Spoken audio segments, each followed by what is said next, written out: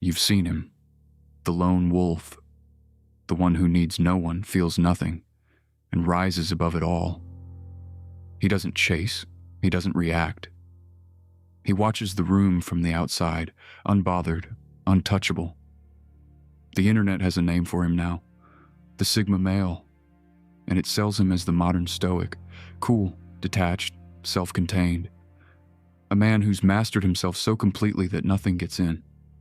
It's a good look. Millions of people are buying it. There's just one problem. The man who actually wrote the Stoic playbook wasn't a lone wolf. He was an emperor. Marcus Aurelius ran the Roman world. He had a family, a court, wars, a whole civilization leaning on him. He didn't rise above people. He spent his life buried in them. So something's off here. If Stoicism is cold detachment, why was its greatest example the busiest, most connected man of his age? Here's the question I want to sit with. When you say you don't care, are you actually free? Or are you just performing a very quiet version of caring a great deal? Because there's a tell. And once you see it, the whole lone wolf thing starts to look less like strength and more like a man who can't stop keeping score. Let's start with what the Sigma male actually is, because it isn't a philosophy. It's an internet archetype, a character. The lone wolf who sits outside the whole alpha and beta ranking, too independent to play the game. He's self-reliant. He's emotionally shut down and proud of it. He doesn't explain himself, and I get why people file that under Stoic. The resemblance is real. A Stoic doesn't live for other people's approval. A Sigma says he doesn't care what anyone thinks. A Stoic keeps his head when everyone else loses theirs. A Sigma prides himself on never flinching. A Stoic is self-sufficient. So is the lone wolf, at least on paper. Line them up and they rhyme. Same calm face, same refusal to be rattled. If all you had to go on was the surface, you'd swear they were the same man. But the surface is exactly the problem. Two things can look identical from the outside and come from opposite places on the inside. One can be real strength. The other can be a costume that looks like strength. And the way you tell them apart is simple. You ask one question. Who is this actually for? Here's the tell. The whole pose needs an audience. Think about what the lone wolf is really doing. He's not just failing to react. He's making sure you notice that he's not reacting. The unbothered face, the one-word replies. The slow, knowing exit. None of that works alone in an empty room. It's a performance, and a performance needs someone to perform for, which means the Sigma isn't actually outside the status game at all. He's playing it from a different seat. The Alpha wants to win the hierarchy. The Sigma wants to look like he's above the hierarchy, but wanting to be seen as above it is still playing it. It's still keeping score. You've just moved the scoreboard somewhere you can pretend not to look, and that's the crack in the whole thing. Real indifference doesn't need a witness. If you genuinely didn't care what the room thought, you wouldn't be curating a face for the room. You'd just respond, or not, and move on. The moment your calm becomes a flex, it stops being calm. It becomes marketing. So the lone wolf who says he needs no one has it backwards. He needs everyone. He needs them watching, so the not caring means something.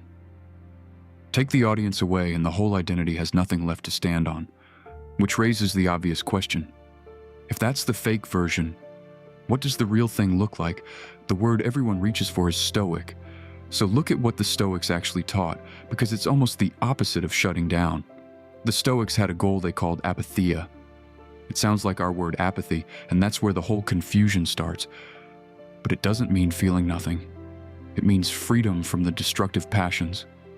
The ones that hijack you, rage, dread, craving. The emotions that make you act against your own reason. Apatheia is being free of those. It is not being free of feeling. The Stoics even had a name for the good emotions.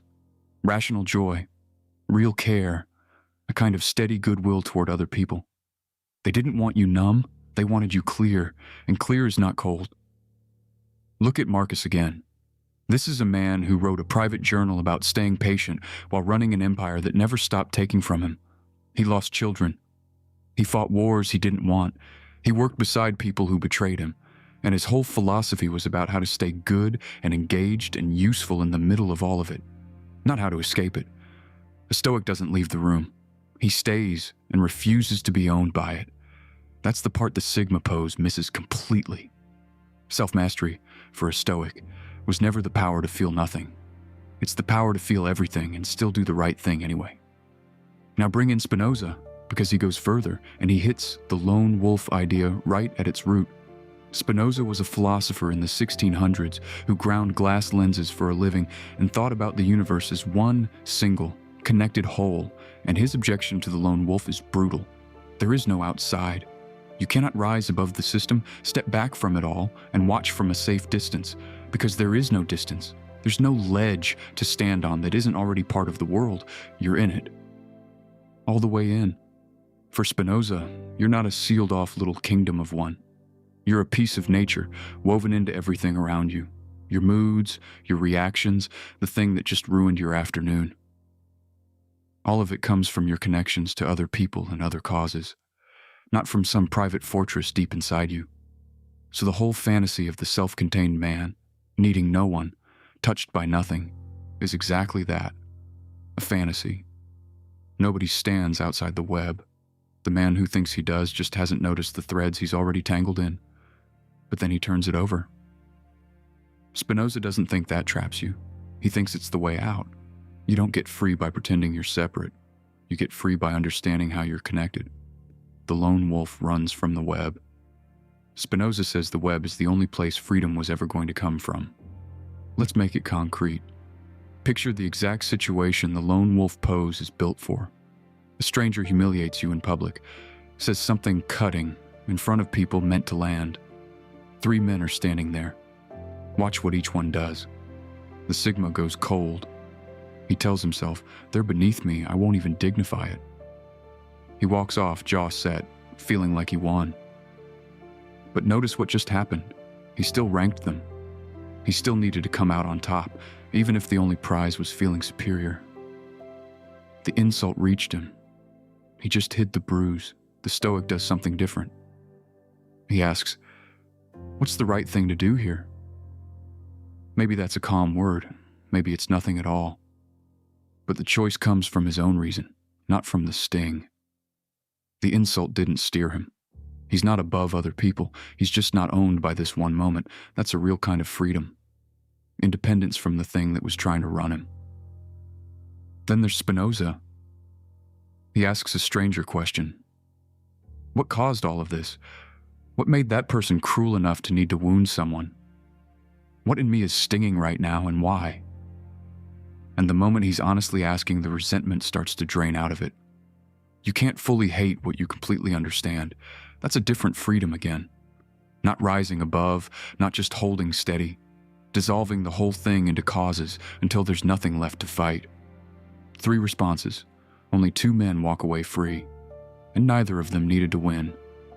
So go back to the lone wolf from the beginning. The one who needs no one and feels nothing. Look at him again now that you've seen the tell. He isn't free. He might be the most captured man in the room. He needs the audience, or the not caring means nothing. He needs to win, or the walking away feels like losing. He's ranking and performing and keeping score every second, behind a face built to look like he isn't. Real self-mastery was never about rising above people. It's about no longer needing to. The Stoic can sit in the middle of it all, feel the whole weight of it, and still choose well. Spinoza can look at the same tangled web the lone wolf is fleeing and find the only real freedom there ever was, right inside it.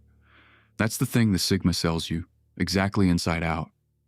He tells you strength is needing nothing. But needing nothing is just fear wearing armor. The strong man isn't the one who feels nothing. He's the one who feels all of it, understands where it comes from, and isn't run by any of it. Stoicism tells you to stop being ruled by what you can't control. Spinoza tells you why the lone self you were defending was never really alone to begin with.